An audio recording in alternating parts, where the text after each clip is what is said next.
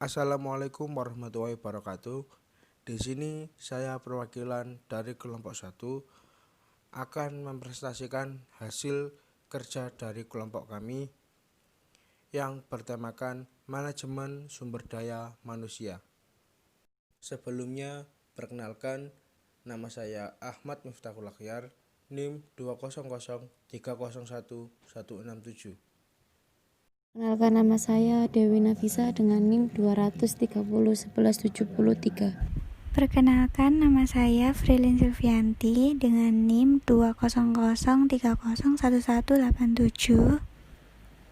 Assalamualaikum warahmatullahi wabarakatuh. Perkenalkan, nama saya Isnaini Diah Asya Muftiawati dengan NIM 200301198. Terima kasih.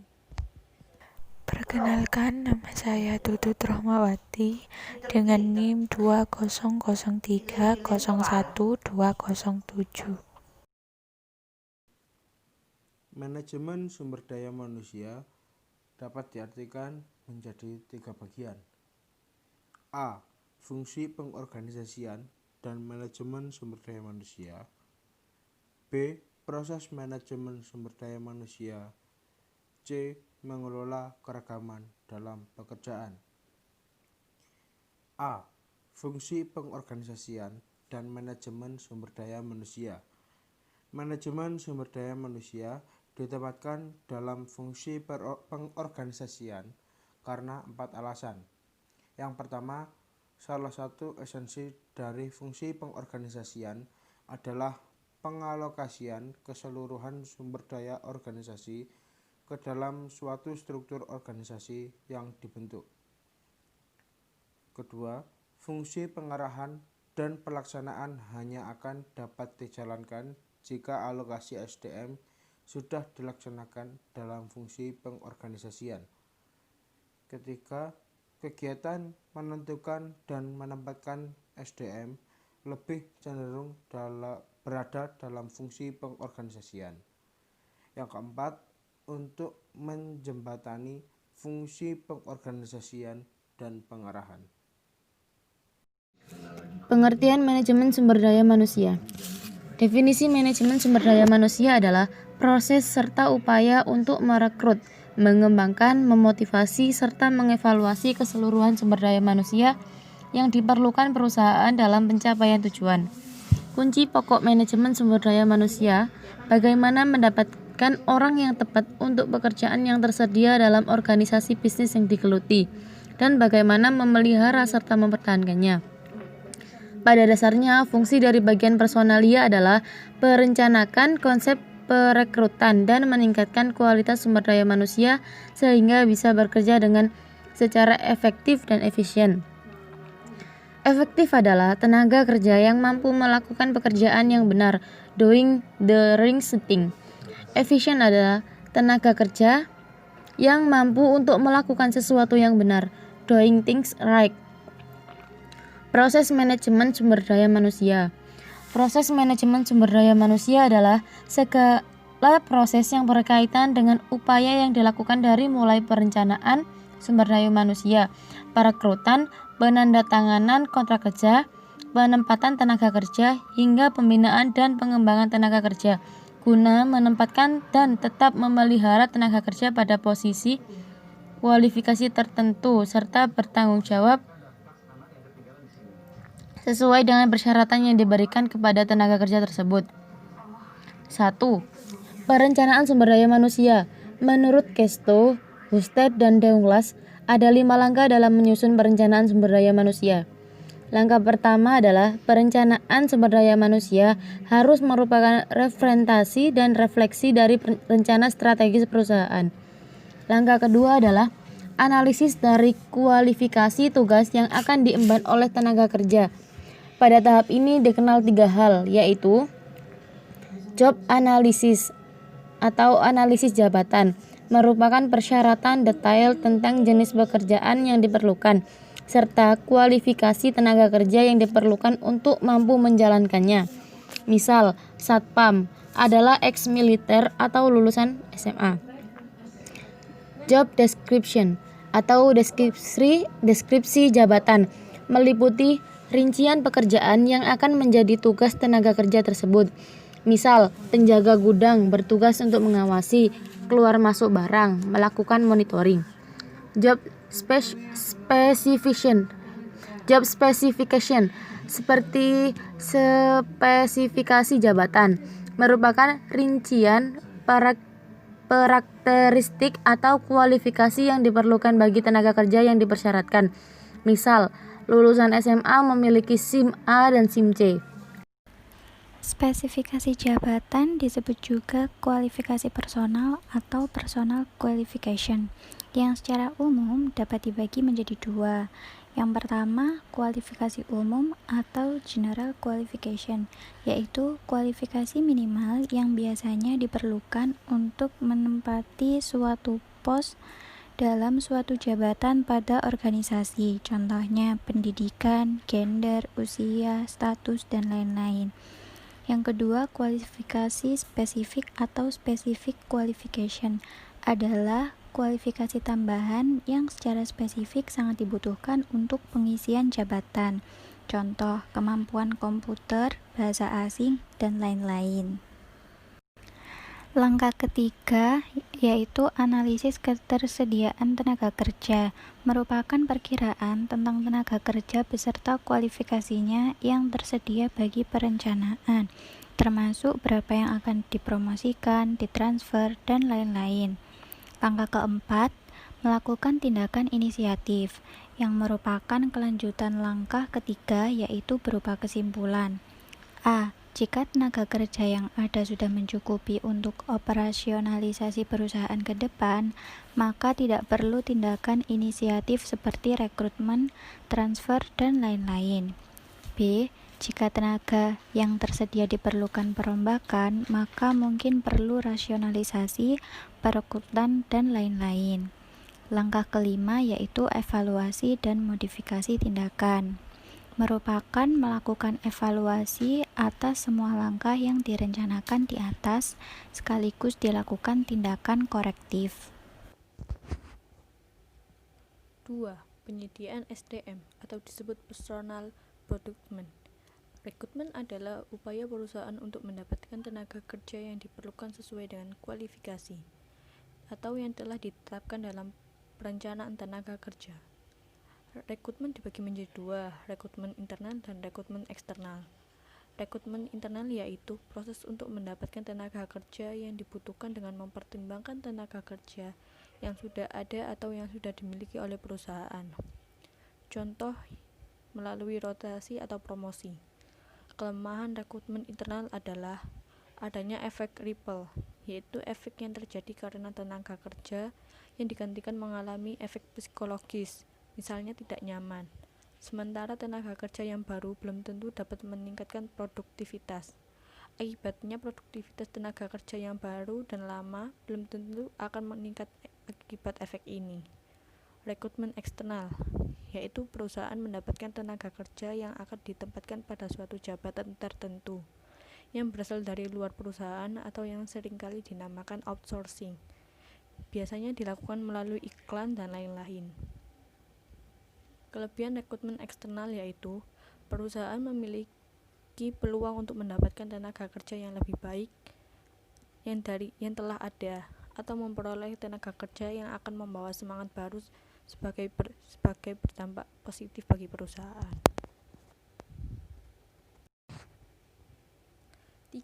Seleksi tenaga kerja atau biasanya dilakukan dalam tiga tingkat, yaitu yang pertama, seleksi administrasi, 2. Seleksi kualifikasi, 3. Seleksi sikap dan perilaku. Seleksi administrasi dapat berupa validasi CV, ijazah, dan dokumen lainnya yang diminta. 2. Seleksi kualifikasi, yaitu seleksi yang menyangkut kesesuaian calon dengan jabatan yang akan ditempati. Biasanya dilakukan tertulis dan tidak tertulis. Yang dilakukan tertulis yaitu pengetahuan umum, logika, dan lain-lain yang terkait dengan jabatan yang akan diisi. Dan tidak tertulis yaitu ujian dalam hal jabatan yang akan diisi. 3. Seleksi sikap dan perilaku. Di sini calon diuji akan sikap dan perilakunya sebagai pribadi, tenaga kerja, atau etika kerja dalam tim. 4. Penempatan tenaga kerja. yaitu tenaga kerja yang baru direkrut harus dipastikan bisa beradaptasi dengan tempat barunya. Untuk itu perusahaan melakukan hal-hal berikut. Yang pertama, orientasi training adalah pelatihan orientasi untuk mengadaptasikan tenaga kerja dengan lingkungan perusahaan. 2. Manajemen train adalah suatu posisi di mana tenaga kerja yang baru direkrut tidak langsung diposisikan pada suatu jabatan yang baru, tetapi dilatih untuk ditempatkan pada departemen yang berbeda-beda menurut periode. Tujuannya yaitu untuk proses internalisasi dan untuk mendapatkan informasi yang lebih akurat tentang kesiapan tenaga kerja pada bagian di perusahaan tersebut.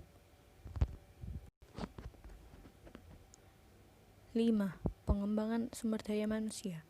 Program pengembangan sumber daya manusia dapat dibagi menjadi 2, yaitu on the job training dan off the job training.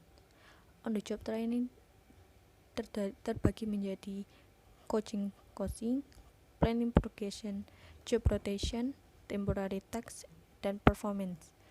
Coaching yaitu program berupa bimbingan yang diberikan oleh atasan kepada bawahan mengenai berbagai hal yang terkait pekerjaan. Planning progression, program berupa pemindahan tenaga kerja kepada bagian-bagian lain yang melalui tingkatan organisasi yang berbeda-beda. Job rotation, yaitu program pemindahan tenaga kerja ke bagian dan tugas yang berbeda-beda agar tenaga kerja lebih dinamis dan tidak monoton. Temporal tasks, pemberian tugas pada suatu kegiatan atau proyek dan jabatan untuk periode tersebut. Performance, apresial atau program penilaian prestasi.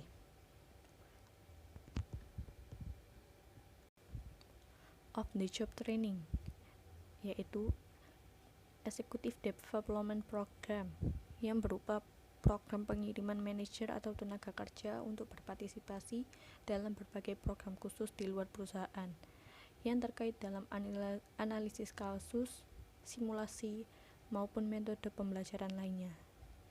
Laboratory training, yaitu program yang ditunjukkan kepada tenaga kerja untuk mengikuti program-program berupa simulasi atas dunia nyata yang terkait dengan kegiatan perusahaan, di mana metode yang biasanya digunakan adalah role playing atau simulasi. Organizational development, yaitu program yang ditunjukkan kepada tenaga kerja dengan mengajak mereka untuk berpikir mengenai bagaimana cara memajukan perusahaan mereka. 6. Pemeliharaan tenaga kerja. Pemeliharaan tenaga kerja ditujukan agar tenaga kerja yang dimiliki perusahaan tetap terpelihara produktivitas, efektivitasnya, dan efisiensinya. Selain itu, agar terhindar dari hijacking atau pembajakan tenaga kerja. Pemeliharaan tenaga kerja dapat berupa yang pertama, pemberian kompensasi atau pemberian penghargaan dalam bentuk uang atau lainnya yang sering disebut insentif. Di sini dikenal sebagai A. Wage level atau pendapatan yang diberikan kepada tenaga kerja sesuai dengan pekerjaan yang dilakukan. B. Wage struktur, upah sesuai dengan jabatan. C. Individual wage decision atau kompensasi secara individu, misal kerja penuh, paruh waktu, dan lain-lainnya. Yang kedua, pemberian benefit, yaitu penghargaan selain kompensasi, misal cuti bergaji, asuransi kesehatan dan kecelakaan kerja, poliklinik gratis, dan lain-lain. C. Mengelola keragaman dalam pekerjaan. Mengelola keragaman dalam pekerjaan, keragaman yang dimaksud dapat berupa perbedaan karena usia, gender, suku bangsa, status, dan lain-lain. Dampak dari keragaman dapat berupa yang pertama, keragaman sebagai keunggulan kompetitif. Misalnya pembangunan menara kembar di Malaysia, satu menara dikerjakan oleh perusahaan Jepang dan satunya lagi oleh perusahaan Korea. Keragaman sebagai sumber konflik, yaitu keragaman dapat menjadi sumber konflik karena faktor-faktor etnis, kelompok informal dalam organisasi, dan faktor-faktor lain. Kesimpulan. Jadi, mengapa manajemen sumber daya manusia masuk dalam fungsi pengorganisasian?